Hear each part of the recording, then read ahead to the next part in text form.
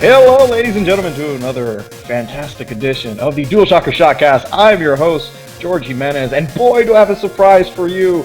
Out of the wilds of Utah and managed to take a train across country to Harlem. Ladies and gentlemen, a wild Yaris has appeared. Yaris Gutierrez, welcome to the ShockCast. What's going on, folks? You didn't take a train here. No, I drove. Oh, okay, that's less. Drove 23 hours. Oof. No, I'm sorry. I'm lying my ass off. Excuse me. It was close to 40 because I have a baby in the back. Ouch. Oof. So, how's it feel being back on the best coast? Good and bad. Good because it is New York. Bad because I'm residing in Harlem. So it's kind of a mix. Yeah, there's an occasional siren in the background, and well, you'll probably hear it. I'm pretty sure. Yeah, it's not gunfire. But yeah, I mean it's awesome being back. Obviously, I missed it. It's nothing like New York, obviously. So yeah, happy to be back. Happy to show my face on camera finally after yeah, you're nonsense. Every time you've come on, you're like, hey, I'm in a basement. I can't really show my I got no camera. I just gave the baby Benadryl. He's asleep. I have to whisper. I actually did do that a couple of times. And no traveling for Steven, but always welcome on the ShockCast. Steven Santana, welcome. Finish the fight. You finished the fight. Last week we were talking about Halo 5, and man, you seemed like you were getting into it. So we're gonna talk a little about Halo 5 in a bit. But I'm kind of tempted to talk about Star Wars with Yaris, but we're gonna just hold that conversation just a bit so we don't derail the ShockCast. But games came out this week. Usually this was Ryan's job because I don't know where he looks for these new release titles. So I just wrote down the games that were probably most important that were happening. Since we are doing this on a Friday, Call of Duty Black Ops 3 was released, which is weird because Friday releases, I guess, because of the jam-packed holiday season. They're like, we don't got to release on a Tuesday. We're Activision. We do whatever the hell we want. So they're releasing on Friday. You can. Yeah. Next week we also have StarCraft 2: Legacy of the Void, the third part of the StarCraft 2 trilogy. We also have Fallout 4. That's a game. And then we also have Rise of the Tomb Raider. I want you to play all of them, but Steven, you can only pick one. I mean, come on, Fallout 4. There's no other right answer. I mean, even if you like StarCraft, even if you like Tomb Raider, Fallout 4 is really the only answer. It's the only thing that exists. StarCraft is so good. I used to play competitively as a kid. I was a Brood War. Oh man, Brood War. My 12 Zealot Rush build. Oh, I crush anyone. No, Yaris, pick a game. Sorry, considering I've never played the Fallout series, I'm gonna probably have to go with StarCraft. Yes. I actually played through the last two quite recently. The last expansion and Wings of Liberty. So looking forward to playing Legacy of the Void. Otherwise, I would have chosen Call of Duty. And considering I haven't been a Call of Duty fan for quite some time, this one looks very, very, very good. I mean, listen, I reviewed Advanced Warfare, and I was pleasantly surprised because I went in there with the attitude of like, all right, it's gonna be another Call of Duty. Some stuff's gonna blow up. You're gonna hit X to do something, and that's gonna be the game. But I love the sci-fi element of the exosuit and like the mobility this time around is amazing. You mentioned Advanced Warfare. Actually, I played it for the first time and finished it 2 weeks ago, and I was just like you, very surprised at how good it was. I'm referring to the campaign. I haven't really dived too much into the multiplayer, but the campaign itself I felt at least was pretty phenomenal in my opinion. Yeah, I mean the multiplayer is still Call of Duty. It's still very Twitch based. One shot, you're dead. But that added mobility of like, oh, now dudes can just come from anywhere. Like that's terrifying. But it does add it's an element of excitement because like if you need to like make a quick escape, if you know you're being screwed out of it, now like all the characters have abilities. So that's really cool because I played that beta a while back. But yeah, I mean, did you like it because Kevin Spacey was in it, or was Kevin Spacey just a nice addition in it? Well, he plays an awesome asshole, so we can pretty much say that if you've watched what's the show? House of Cards. House of Cards. Yep. If you watch that, you can pretty much you're in love with Kevin Spacey because of his character. He's pretty much the same way in Advanced Warfare to a degree, and I mean he obviously makes the story better. Yeah, he makes the the overall feel of the game feel better. But I thought overall the story itself was pretty good. And surprisingly, again, the game itself actually, considering it was Call of Duty. Mm-hmm. He's a good villain, and I think like they needed the misstep of Ghost to kind of be like, all right, looks like we can't just churn out garbage every year. Let's take a step back and evaluate what's going on. But yeah, you guys remember Ghost? I mean, they mocapped a dog, so I'm like, really. Thumbs up for you. I remember Ghost. I played with Ghost. when I first got my Xbox One as like a launch, I got like a bunch of games to check out for launch. So I'm like, I'll grab Ghost. Why not? It's a Call of Duty, and I literally almost threw that across my bedroom. It's like, no more. You're not fooling me again, Call of Duty. But yeah, I'm gonna pick for Ryan since Ryan's not here. Fallout 4. I think it's safe to assume since he's going to be reviewing it, and since it's safe to say that we're going to be reviewing it. Yeah, you know what? I want to talk about embargoes, Yars. No, that whole fiasco. We've covered games for a while, right, Yars? That's safe to say. About almost 6 years, yeah. I think I'm 6 years now. Yeah, I think I'm ballpark there. I was at like I was writing for a site parallel to yours at the time, but yeah. Let's talk about a review embargo. So we had an embargo of the embargo going on this week. So if you're wondering why you haven't seen that much talk on Twitter or anything about Fallout 4, that is because the embargo that we agreed to, which is very commonplace for publishers when they give outlets review copies, is like, hey, listen, we're going to give you the game early, but here's some rules you have to follow, just so it's fair for everyone. And one of their rules was like, you cannot mention that you are playing this game until a specified date. And by mention, you can't say on Twitter that you're playing it. If you're playing it on any console, you have to switch to your profile status to offline. There are no screenshots. Which not everyone did. Which everyone did, because you don't want to be that guy. Right. You're like, yeah, it's like, oh, that guy from IGN, or oh, this guy, and you're like, oh fuck, we screwed up. So the word came out. So Friday, we're able to say that we are reviewing the game and playing it, and we're gonna have a review up hopefully by Monday when the embargo is lifted. I did a bunch of videos for it, so we're gonna I have at least 3 hours of footage to show you guys on Monday. Nice. First thing, 8 a.m. when that embargo lifts. Man, I got some fun stuff happening there. Me versus Super Mutants, it is on. And other than that, I can't tell you how I feel about the game. But if you look by my eyebrows, you might be able to tell where I'm leaning.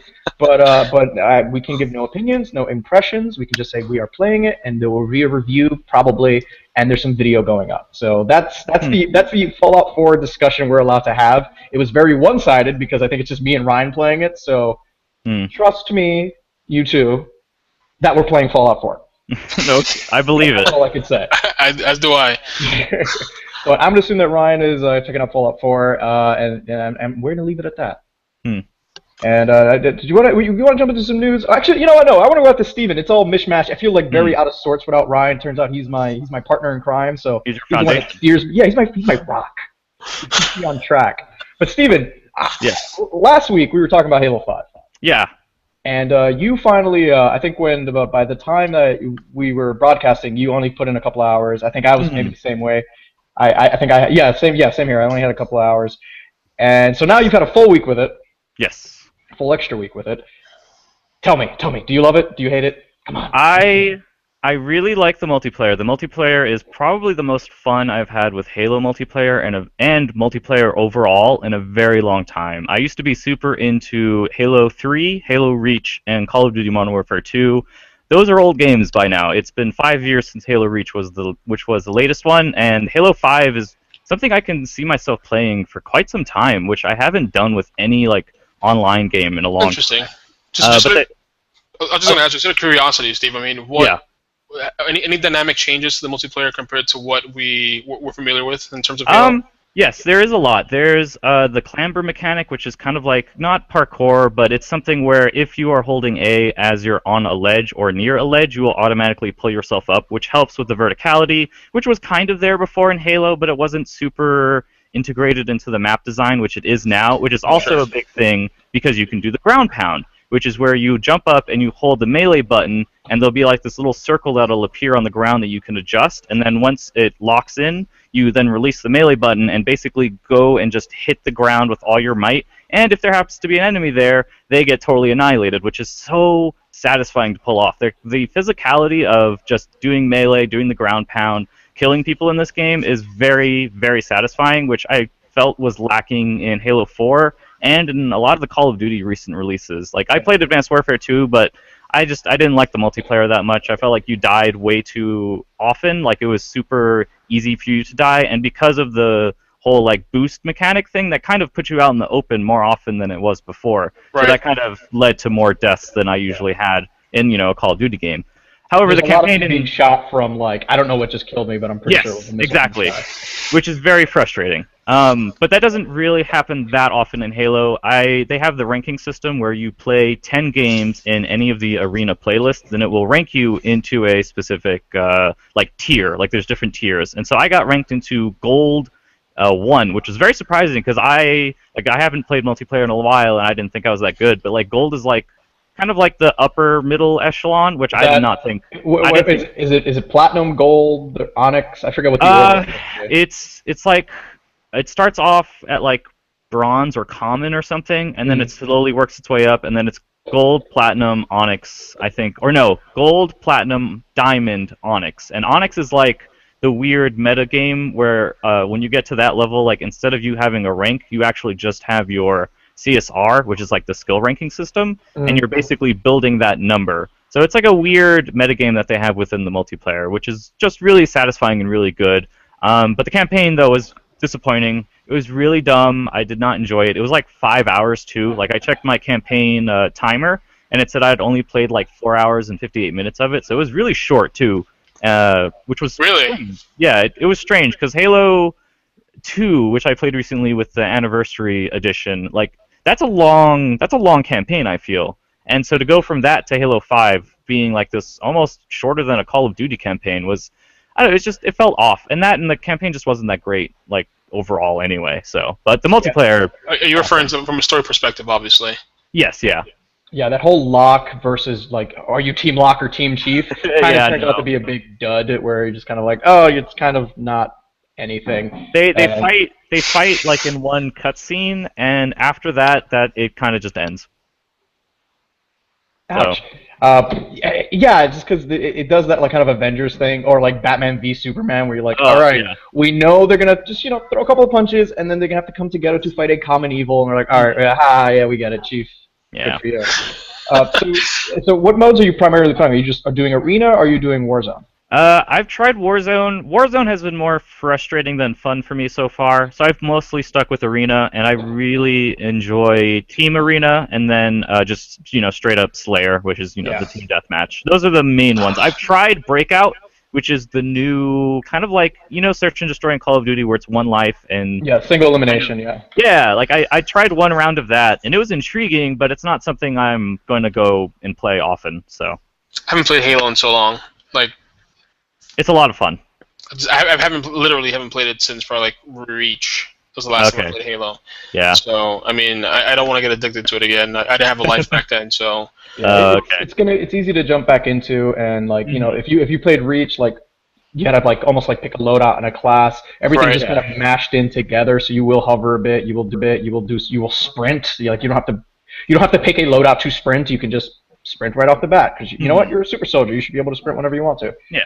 But yeah, I mean, I think my biggest problem right now is like, I want to really like Warzone because I like it in theory, but the mode itself is just kind of like a giant mess, and I think maybe that's because of the it relies really, really heavily on the rec system with using the cards and burning cards. So it's like I kind of never know when's the right time to use a card. Because if we're winning, I'm like, yeah, I'll do it, and then it's so easy for the enemy to kind of swing back, or like the rubber banding on the other team. You're just kind of like, oh, I just burn a scorpion for no reason. Because I've done that where it's like, oh man, I got my Phaeton like alien ship, only to have a guy with like a Spartan laser just waiting for me. And I'm like, oh, and that was a super rare card. Yeah, it's frustrating. I've only gotten one Warthog in the entire Warzone, and I've spent like I spent like 3 hours playing that game, or that game mode specifically, because the game breaks up the time tracking between campaign, arena, and Warzone. So even like arena and Warzone, they consider it to be two totally different things, which it is.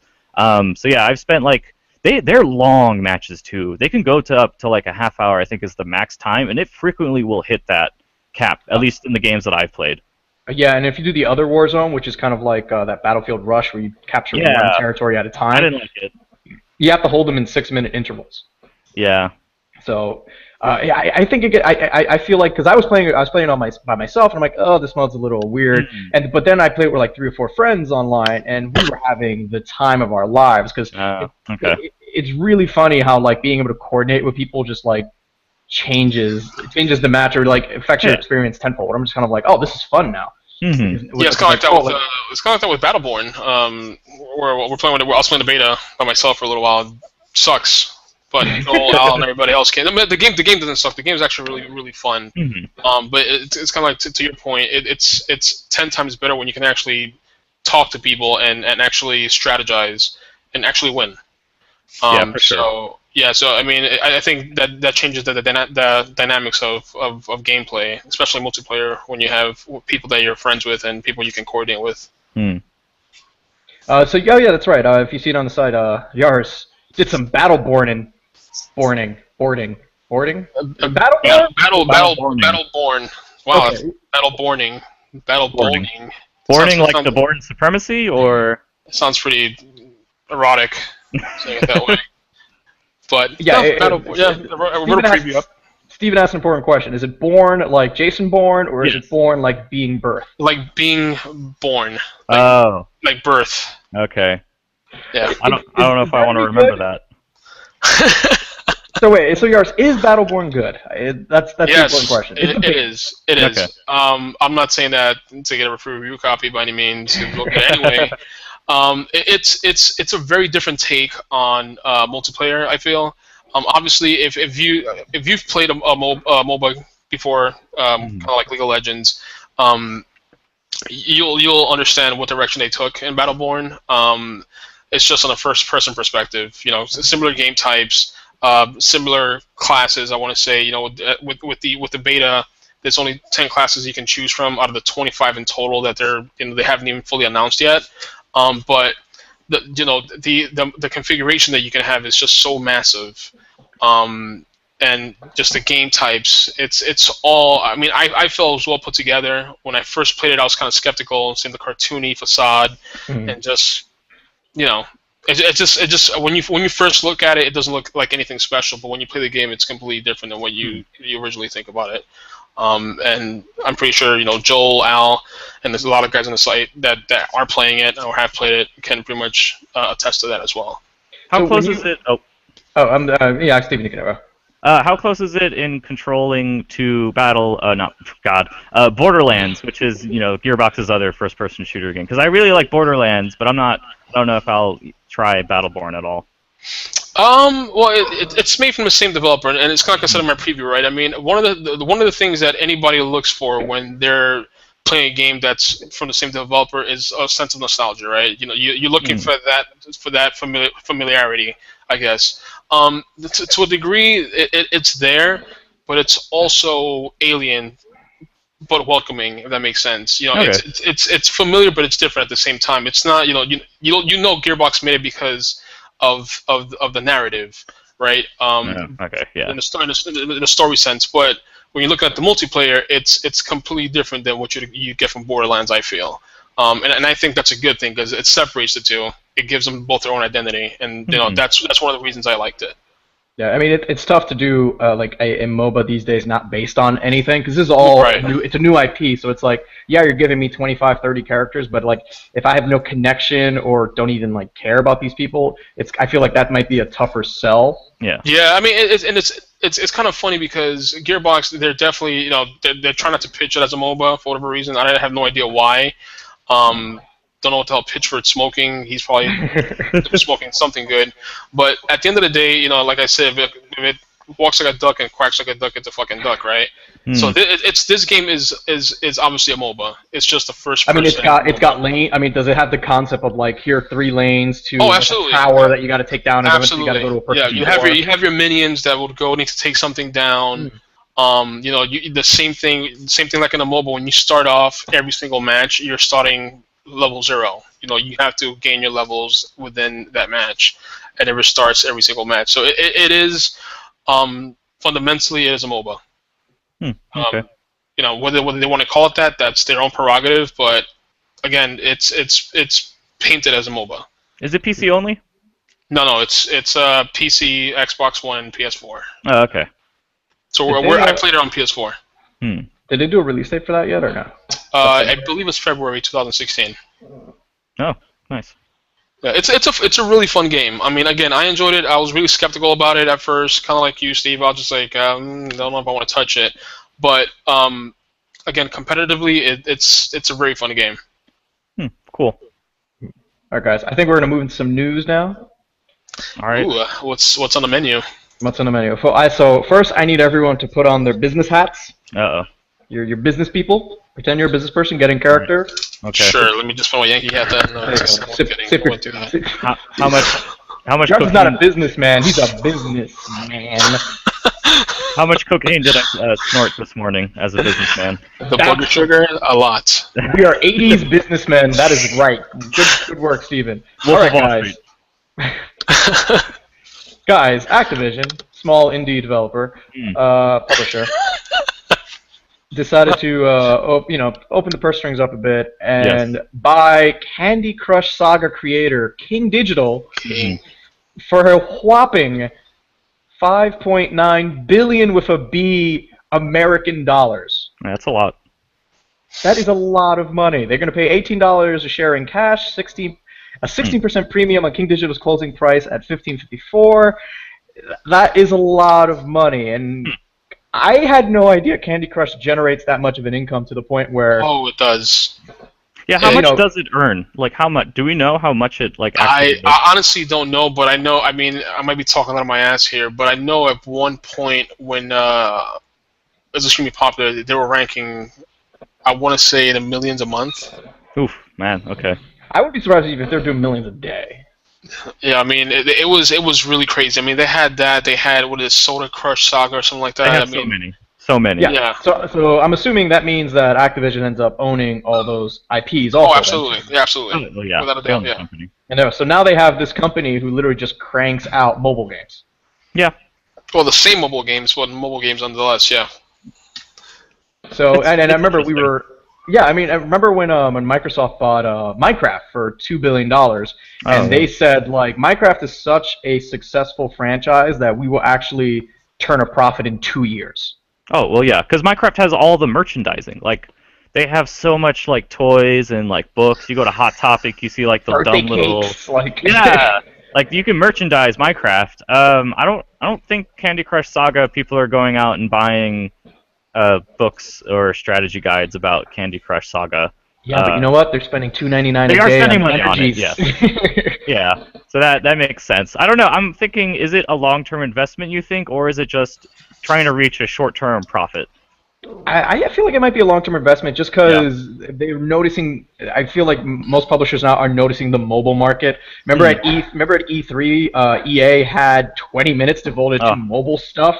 God. That's when they brought the business lady in her slideshow, and I'm like, no, show me Star Wars. What are you doing? Yeah. Like, They're they're not ignoring the mobile market. Yeah, but the thing is, like, a company like Activision, obviously, they made that move more for the casual crowd, right? I mean, Activision is pretty much known for targeting hardcore. Well, I don't want to say known for targeting hardcore gamers, but a lot of the games they pump out tend to be more for the hardcore crowd. You know, you have Warcraft, which is owned by Blizzard, StarCraft. You know, all these competitive games. It's Call of Duty. So, you know, going into buying King, that's a huge move on their end. Again, it's not just mobile, but it's much more the casual crowd that now they're embracing. So, you know, I agree with you, George. I do feel it's more of a long-term investment going forward.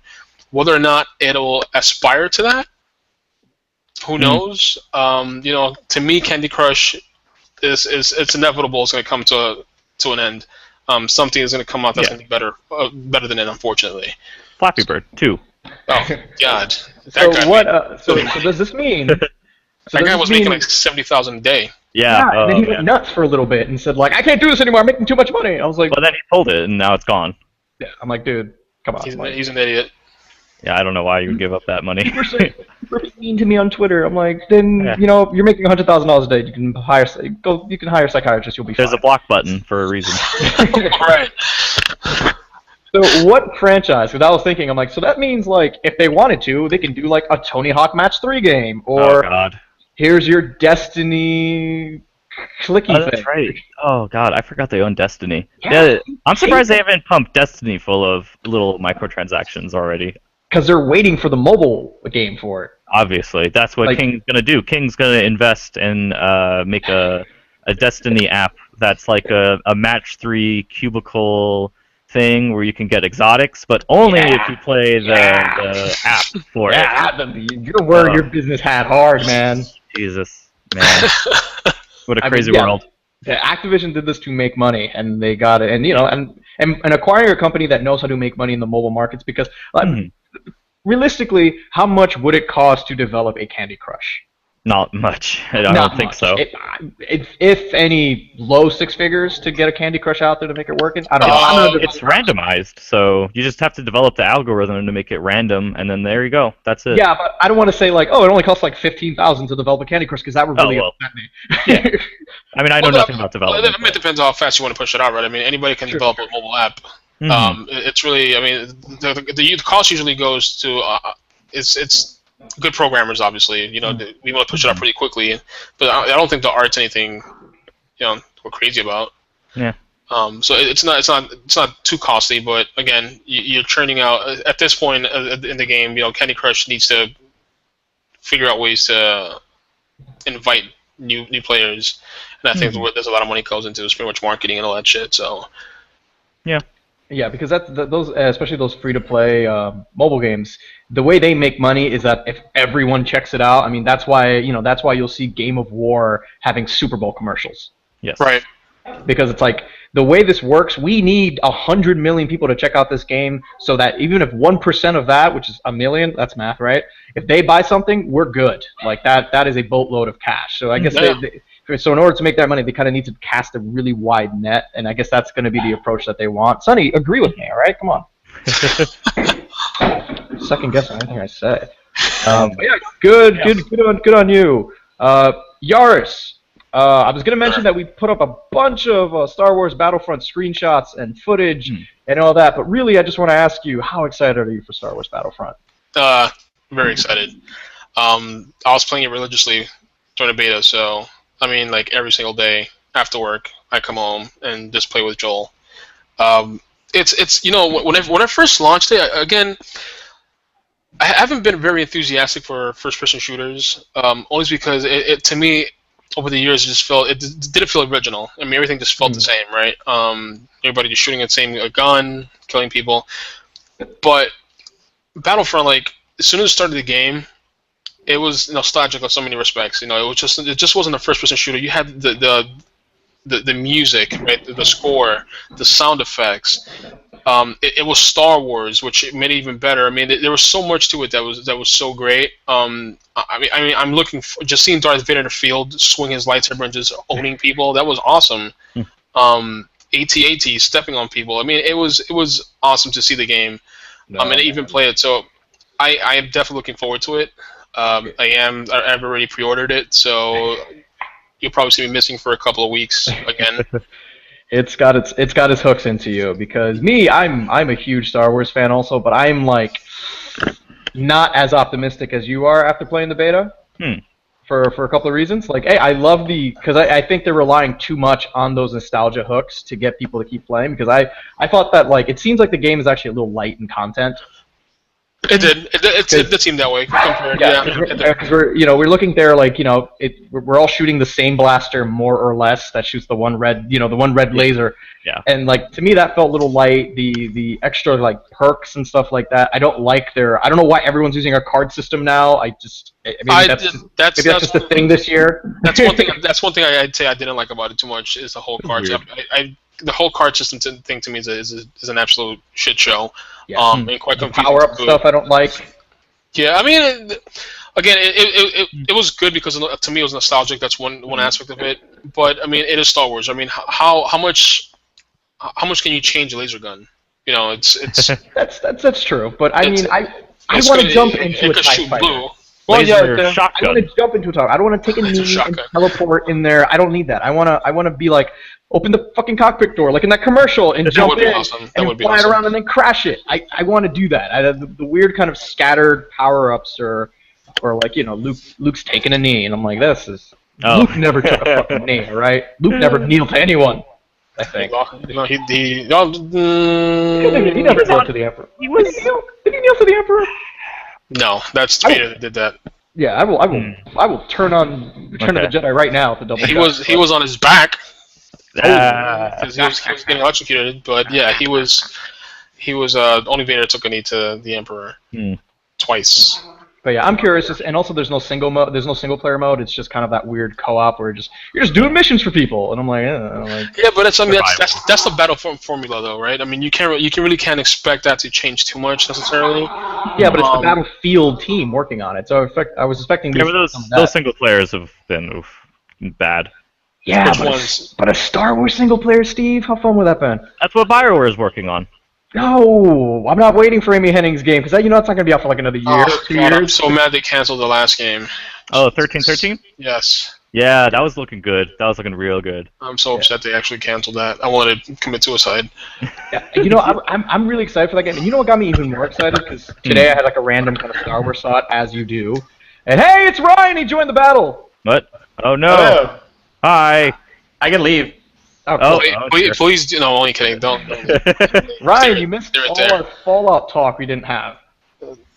Oh, you missed that, and you missed George bashing the shit out of Star Wars right now, Battlefront. I was not bashing it.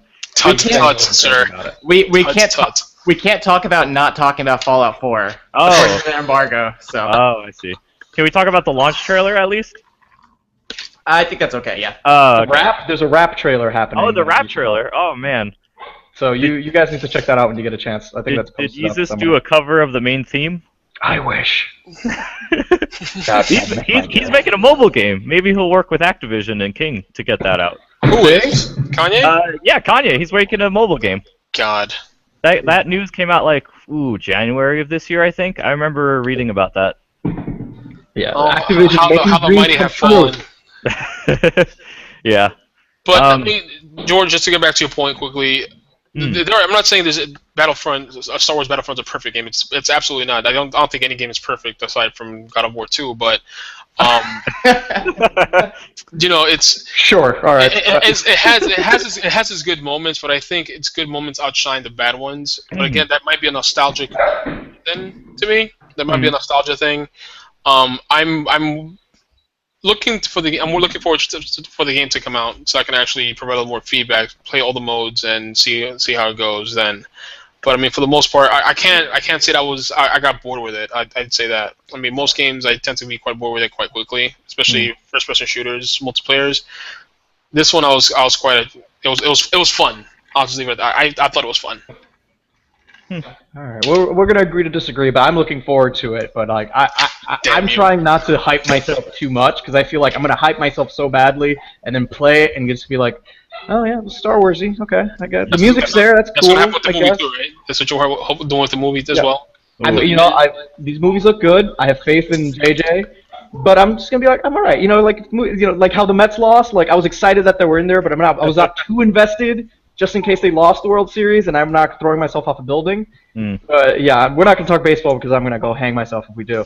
But I'm trying to talk baseball. Shut up. Sorry I wore this. Sorry about that. Yeah. Whatever. You guys didn't even make it anywhere, so who cares? Wear it all you want. 27 World Series. That is just a failure. I'll leave it at that. You nostalgia people. See, I can see why you give the crap. George, it's okay to be wrong. It's okay. What? No. What? Ryan. Welcome. Hello. Where were you? What were you doing that was so important that you couldn't be here on time? He was working. Oh, not talking about Fallout. No, I was thinking a show for a show we're working on, musical. So. Oh. Is it Hamilton? Yeah. No, I wish it was Hamilton. It'd be great. I've heard a lot about that one. What? Is it Book of Mormon? I haven't seen Book of Mormon yet either, so. Too expensive. I'm just saying. What is Hamilton? Because I've heard a lot about that, but I don't know what it is. Wait, what was the question? Sorry. What is Hamilton? Because I've heard so much about it, but I don't know what it is. It is a hip hop musical about the founding of America from the perspective of Alexander Hamilton. Huh. Okay. Okay. I can do that. Yep. Huh. We need more. What video game? If you have for the panel, because we're talking about video games. What movie? what video game would be a great hip hop musical? Go while I go get my dog a treat. Donkey Kong 64, obviously. Wow, that was quite a quick response. Obviously, Donkey Kong, the Donkey Kong 64 rap, greatest video game song ever. Okay, hold on. Okay, the only thing better than it is the rap from Gears of War 3, which is actually the worst rap song ever made. Have you forgotten about Parappa the Rapper, sir?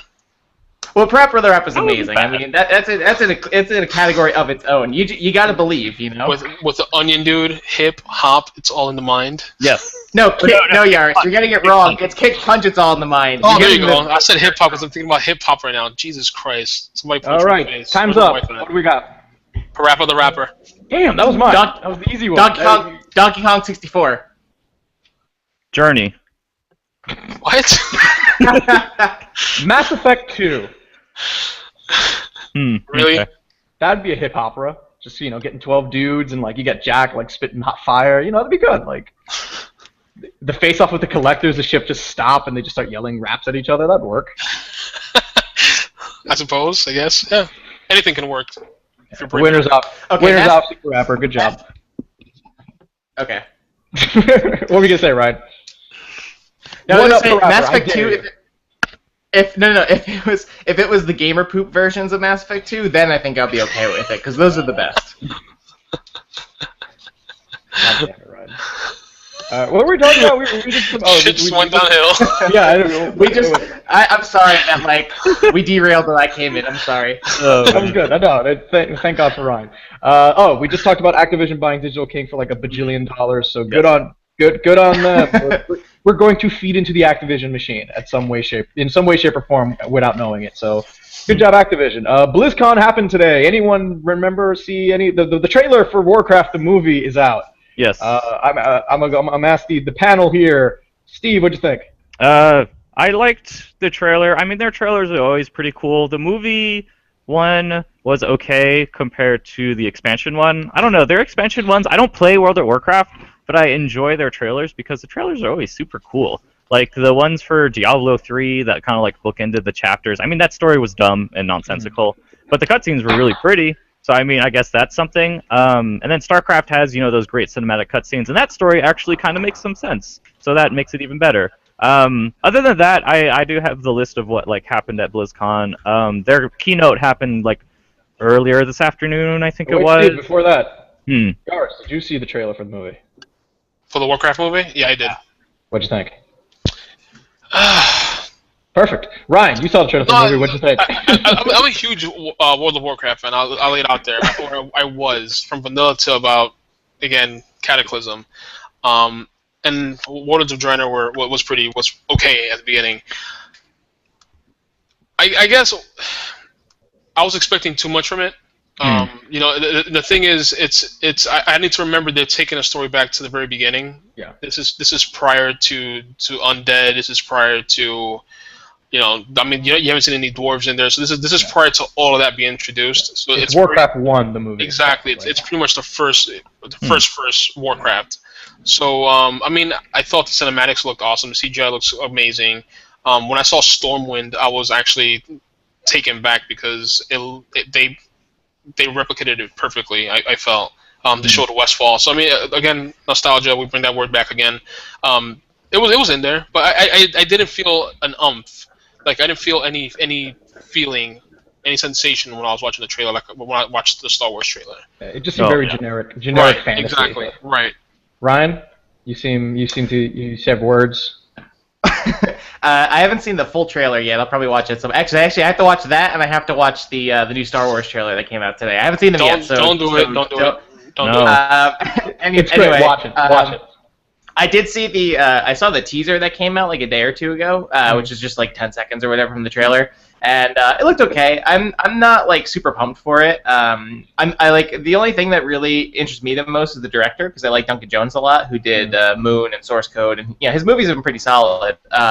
But my friends that watched the trailer compared it to the Hobbit Battle of Five Armies, and I was like, ooh, that's not a good comparison. It was like that's not good. So I'm kind of hesitantly, I'm like cautiously optimistic about it. I think it could be good, but it also could be very bad, and I could see it going either way. So. And maybe it's the same reason why I don't like the Hobbit movies. They seem very epic in scale, but also just like very sanitized. Like it just seems they feel soulless. Fantasy Well, I mean, fantasy worked into a computer, and then the movie came out. Like you know what I mean? I really can't say that the script is I can't say the story's gonna suck only because of the fact that Chris Metzen had his hand in there.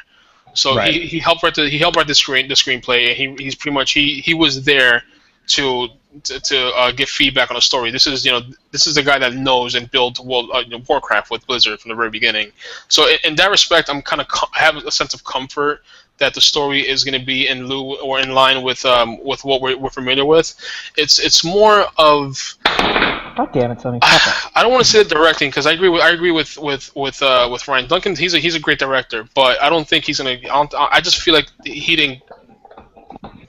Even a great director can't salvage a terrible script. Right. I mean, I just feel like he didn't grab the Warcraft like I know it. I guess if that makes any sense. I don't know. I mean, certain directors can do certain movies really well, others can't.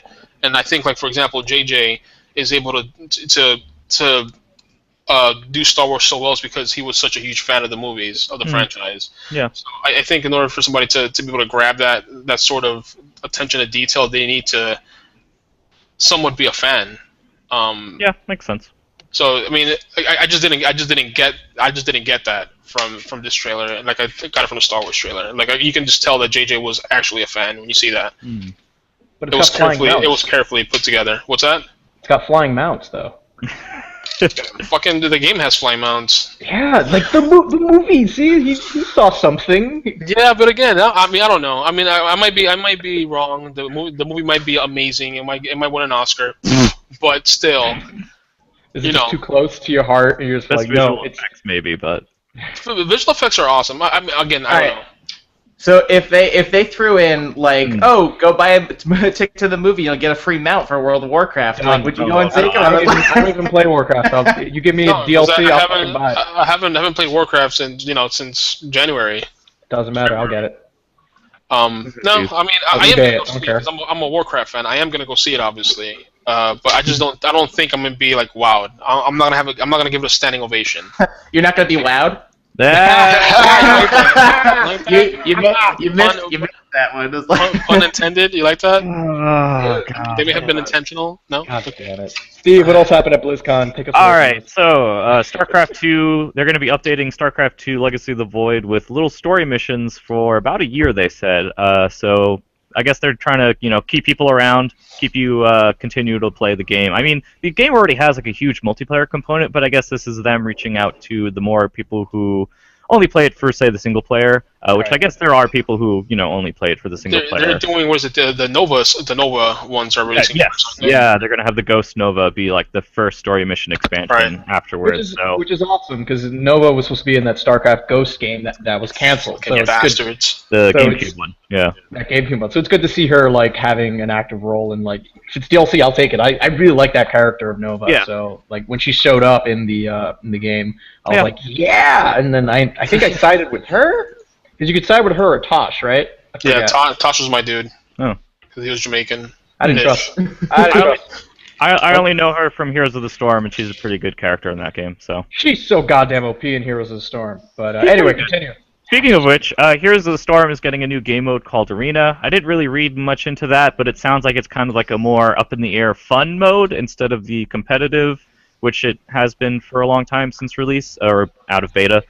They're also getting 3 new characters, one of which is named Cho'Gall. I don't know how you pronounce that, but apparently this is a hero who... parentheses there. Okay, they're going to be 2 people who will control this one character. I don't know how that's going to work, but it sounds really fun. That's an interesting take. Or frustrating. Yes, because this is a competitive game, so it's already kind of like the people are on edge as they're playing it, and so to have a character who, hopefully they'll make it to where 2 people actually being able to use him in unison can totally wreck shop, because if that like isn't possible, then there's pretty much no point to playing that character, because why would you deal with the frustration of having to sync up with this one person move and the other one does the ability. Heroes of the Storm yet. You guys make me want to play it now. Really good. It's free too, so. Yeah, it's super approachable. It's a really approachable MOBA, because there's no like cash shop or like figuring out like items and that sort of thing. It's just like you get a team level, so as your team does better, you have access to new abilities, and you can kind of give yourself your own build. And it seems like for most characters, whatever build you go with are all pretty viable. Yeah. Right. Yeah. But yeah, you need coordination, like any other MOBA. Yeah, it's good. I played it for like 2, 3 weeks straight. Like I would come home from work and just play Heroes of the Storm every weekday because it's just like, oh, you could play like a 20-minute match for fun, and then that's it. And it's Right. just like something I enjoyed. Um, I don't play MOBAs, but generally what I've heard is that Heroes of the Storm has a little bit of a easier learning curve than Yeah. most others. yeah. Like it's a little bit more user friendly, I think, than Dota or League or ones sure. that like you have to invest a lot of time into to get the hang of it. Yeah. So then they're having another Hearthstone expansion coming out Tuesday because I guess they didn't realize that there's all these other games coming out Tuesday. So that's funny. It's like another major expansion where they're gonna have like a ton of new cards and stuff like that. Probably God, the game is rebalance. so good. Yeah, a lot of people really like that game. I've heard. It's I've like, never- it's what Magic the Gathering should have been. Hearthstone is so good. It's Magic the Gathering on like digital crack, basically. Yeah, is what- it's so good, that game. It really is. It's addicting as well. Yeah, I've that watched some hits- friends play it, and it looks cool. It It's hits fun, dude. all the right notes. Like It's really fun. Yeah. Matches take a couple of minutes, stuff like that. Keep going, Steve. I gotta answer phones because people don't know when I'm recording here. I'm a busy guy. It happens. Overwatch is coming to consoles. They confirmed that at the press conference. There's going to be, I think, 2 retail copies, like versions. So one will probably have Yeah. extra content. The base version is $40, and you can get one for $60 that has like some more bonus characters. I guess. I think. Yeah. I don't think- know. I think the $40 version is kind of like the bare bones, and I think Yeah. 60 is kind of the $60 version. I feel like is what they did with Heroes of the Storm, where they did that $20 like starter pack. Yeah. Which is interesting because I think a lot of people thought this was going to be free to play. Yeah, somewhat, yeah. I don't know whether it necessarily will still be or not. It seemed probably not, I guess, if they're charging $40, like I guess for whatever the regular version will be. But Yeah. so that was kind of surprising. But Mm. It'll be interesting to see whether or not that's only for console versions or if there will be like a, I don't know, like I think that is for the PC version as well, because basically there's like the regular version and then the Origins edition is like the $60 version, and they showed the PC box, so it's clear that they're charging for that. Right. Okay, interesting, very interesting. So last thing is the new expansion for World of Warcraft called Legion. God. Coming out next year, probably, yeah, like I think you were September. September of next year. So Fucking guys. I'm just going to put it out there. I am not... God, and I used to love this game so much, but Legion to me looks like crap. yeah, For one, I don't agree that it should have put the Demon Hunter as a class, because I feel they're going to be extremely OP. If anything, they should have just used a Warden rather than a Demon Hunter. That's just my personal opinion. And I just feel like... Go ahead, Brian. Sorry, no, go ahead, finish. No, I was just gonna say I just feel like they're catering too much, which is understandable if they're trying to attract new players, but they've really taken away the hardcore element of what the game used to be to cater a lot to the casual crowd, and not really going half and half with it. Again, this is coming from somebody that's played it for more than a decade already, so I don't know. I wasn't too enthusiastic about it. The Warlords of Draenor I was. This one I'm just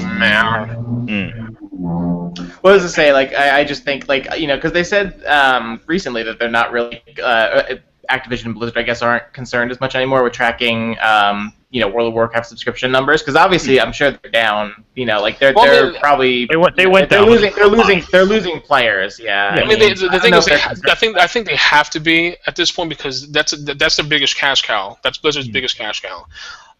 I think that they're not wanting to release those numbers to pretty much what's the word? Dissuade potential players, right? I mean, if you have a game that started at 12 million, 13 million, and it's down to almost 5 million right now. Worlds of Draenor that came out, they had over 10 million subscribers. Mm-hmm. In less than a year, they dropped down. It's almost half that. Yeah. So, that's kind of dissuading to existing players and to potential players to hear. Okay, so the game is dropping that many millions of subscribers in less than a year. It's because it's not as fun as I'm hoping it is. At least that's the way I see it. Yeah. I don't know. Yeah, I don't know. I've never played World of Warcraft. I played Guild Wars 2. That's pretty much the only MMO I've ever played. So I mean, even then, I didn't play it that much. It's good. I mean, again, Blizzard they perfected that MMO. I think they did really well with it. but I just feel like right now I don't know, they're lacking in a lot of places, and for one of them, it's just the hardcore aspect of it was taken away. But I don't know. No other MMO that I've played, and I've played quite a few, has better endgame than World of Warcraft. I'll leave it at that. Hey Steve, you want to play an MMO? You should play that Star Wars one. It's pretty good. The Old Republic, really? Yeah, the new expansion's pretty awesome. I heard people just play that for like a month and then just finish it and then just never It's go the back. end game. It's the end game. It's a really fun game until you get to the end. As soon as you max out, like as soon as you're done with your character story, you're kind of like, oh right, what else do I do? It's like, oh right, I have to go raid and do operations, and I forget that those can be giant shit shows if you're not in a guild or a clan, and I'm like super antisocial. So I'm like, I don't want to be like, hey guys, I'm looking for a group. I'm a pretty good damage guy, and they're like, nah, your gear sucks. Leave us alone. That's exactly how it works. Unfortunately. Oh well. I'll wait for BioWare's new Star Wars game. I'll wait for that. Okay, guys. So I'm gonna do something unprecedented. I actually need to run. Oh no! I just got an SOS from my girlfriend, aka she's drunk somewhere, so I have to go pick her up. Oh, but I'm not going to end the conversation. I'm going to magically disappear without ending the broadcast, and you guys are going to continue. I'm relinquishing I'm passing host to someone. Ryan, you are host now. Congratulations. Yeah. So when you finish up, you're going to do what you've been playing. You're going to talk about stuff that's going to happen. I know it's a lot of pressure, Ryan. I know you can do it. Well, okay. I feel sorry for you because you're going to go pick up a drunk girlfriend, so good luck with that, buddy. Yeah. So you guys enjoy that. I'm going to just kind of like mute myself and disappear so you don't... Okay? Okay.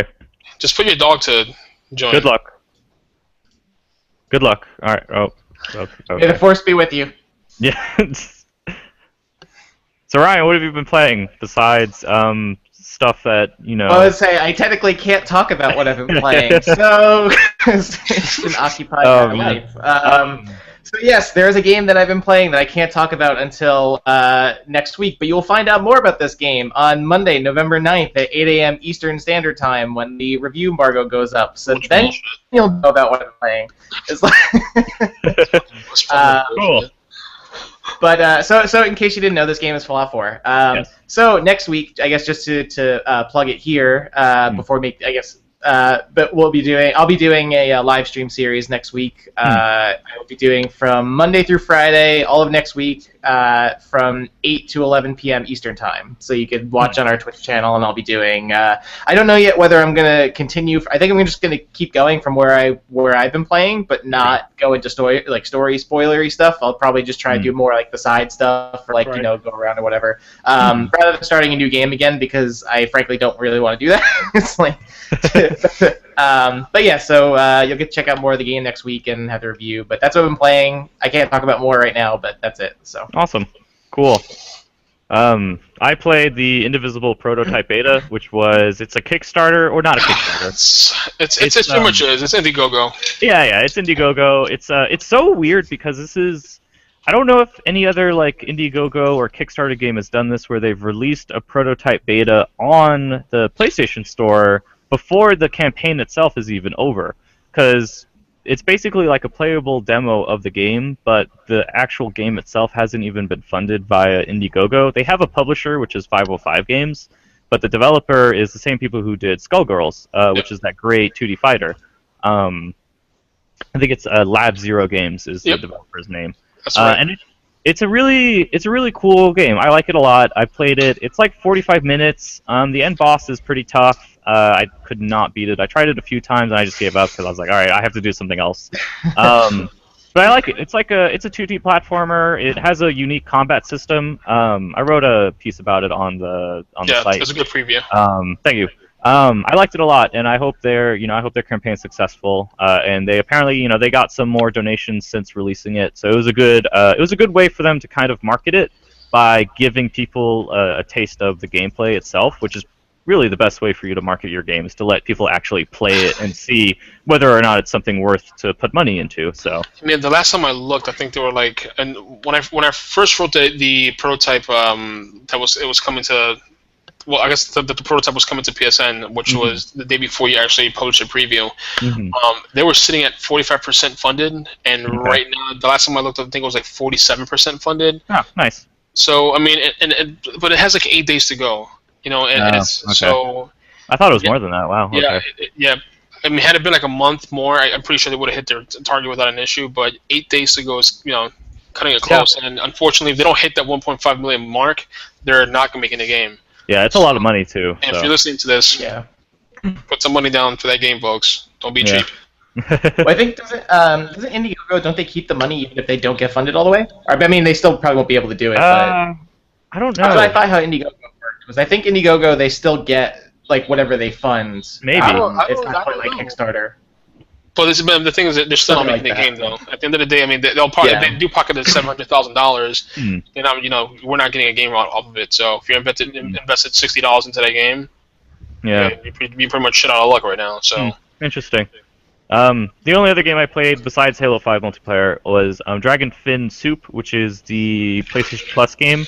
what the hell is that? It sounds like It's got a weird title, but it's actually I played this. So anyway, it's on PlayStation Plus this month, so you can go get it for free, and you might as well because it's free. Soup. It's basically like a strategy RPG. So think kind of like Final Fantasy Tactics, I'd say, like something similar, kind of like that.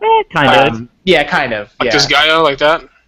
It's more real time. The combat is, but the way it's like you explore the world is you're like on this kind of pixelated map, and as you're running around, your field of view will reveal more of the map to you in real time. So it's like maybe closer to something like Bastion or Transistor, maybe right, like okay. like that. Yeah. So it's like a fog of war. Yeah, a bit like that. Okay. It's interesting. I only played the first 15 minutes, and then I did the first 15 on the YouTube channel for DualShockers. But I don't know. I didn't like it that much. Like it was kind of like okay, I see what they're going for, but I'm not that interested in it. I don't have the time to dedicate to it. It's a cool little game. I got to play it. I played it at PAX East earlier this year. I got to do a preview of it, and it was cool. I tend to like those, like I said, like Final Fantasy Tactics and Bastion and those types of games. So this, this was kind of cool.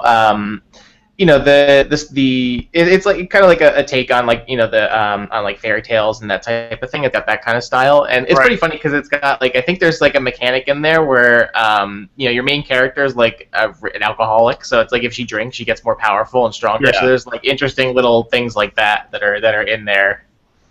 Yeah, it was interesting, but that's all I've been playing recently. Okay, so I guess I go now. Mm-hmm. Since we're going in order. Right, so I mean, right now I'm still playing the games that make you poop, aka games that are scary. Oh, right. Yeah, so I mean, I'm still doing this after post Halloween, unfortunately. So Brian and I and you, Steve, obviously, and Mustafa as well, actually contributed to a discussion we were having yesterday about which was the scariest game we've ever played.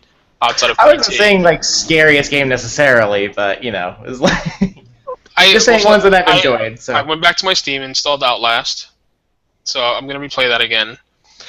But right now I'm playing two games one called Stasis, which is pretty much a point and click adventure game or horror game rather. Point and click meaning you click on the screen, it's interactive, whatever. It is a pretty scary game, and I'm also playing a game called Soma, which is created by the developers of Amnesia. Yes. And it is a scary game. I wouldn't expect less. So yeah, but the thing is, it's not scary. It's kind of like Outlast scary, if that makes sense. You don't. It's not like you have zombies laying around. It's just you're anxious. Because it's just quiet and you hear random noises. You're on edge, yeah. Right. Like from what I've seen of Soma so far, it seems like it's more environmentally scary. Like I would say maybe like it seems more something like BioShock or Dead Space, where it's more like the environment and the atmosphere that make you like sort of on edge. With BioShock, it isn't a consistent feeling, right? With BioShock, it's certain portions of the game. With this game, from the very beginning, it's a bit uneasy, right? You wake up from your bed, you're looking around. You go into the doctor's office, shit hits the fan, you wake up somewhere else, and things go downhill from there. So, I mean, they're really good games. Dying Light is another one that I'm playing right now as well. Again, I'm doing a lot of PC gaming right now just to catch up on a backlog of Steam games that I have.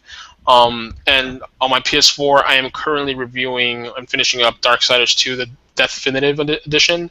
Oh, awesome. Yeah, I was actually kind of upset that they didn't release the first one, which is kind of backwards to me.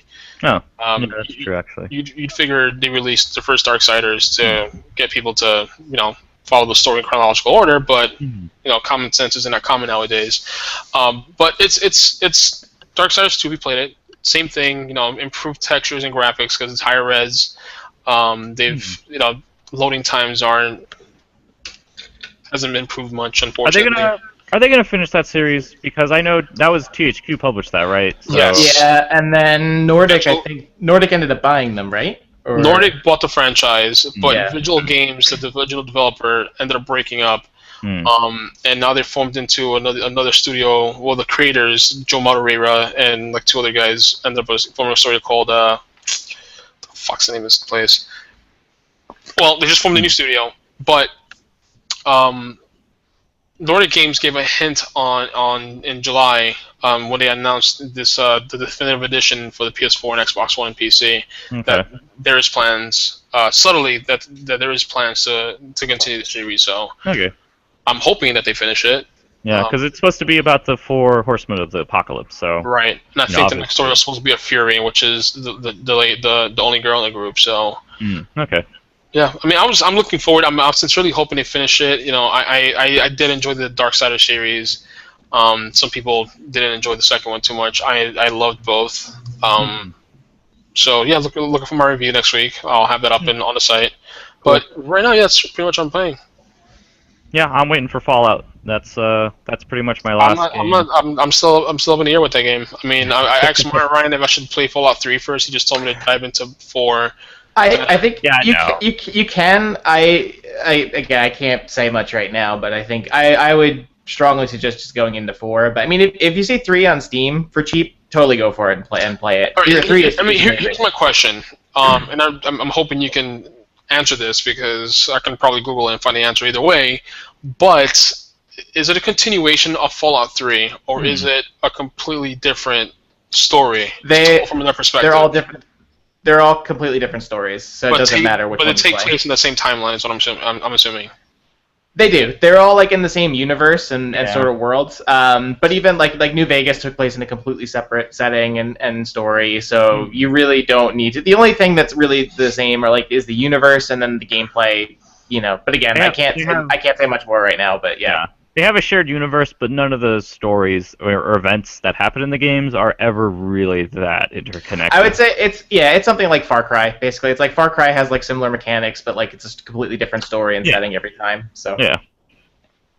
Okay, fair enough. Okay, then I'll take your word for it. And if I end up getting confused, Ryan, I'm gonna go to your house and break your legs. All right. Well, yeah, I was saying now you're not the other side of the country. Now I have to be scared. So no, I am in New York now. Yeah. And you're in Queens, so I know where you live, unfortunately for you. So, well, at least I moved into my new office, so I'm not as close to you. Still, I can still, I know where you live. Oh, jeez. We can go that route. I won't break your legs, but still. I'm pretty sure I'm going to buy the game.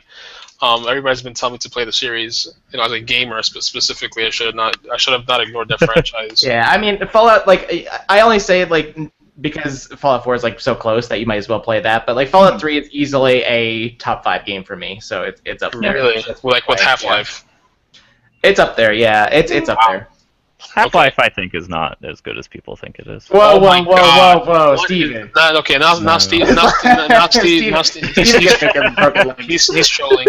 He has to be trolling right now. I played the orange box, Oh my god. Geez. Steve, I like you, Steve. Don't make me hate you, bro. I like you a lot. Don't make me hate you now. In other news, I'm also playing The Sims. How about that? Yeah, look at me. Oh, wow. I like building houses for whatever reason. I like to pretend that I'm a billionaire and cheat and build massive houses and kill people in my house. So, yeah it's fun.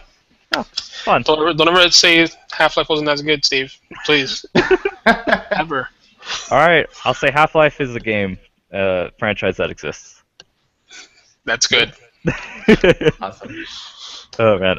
Yeah. Other than Fallout 4, we're gonna do the community thing on Wednesday for Veterans Day. If you don't live in North America or United States, Veterans Day is a day that we celebrate, I guess.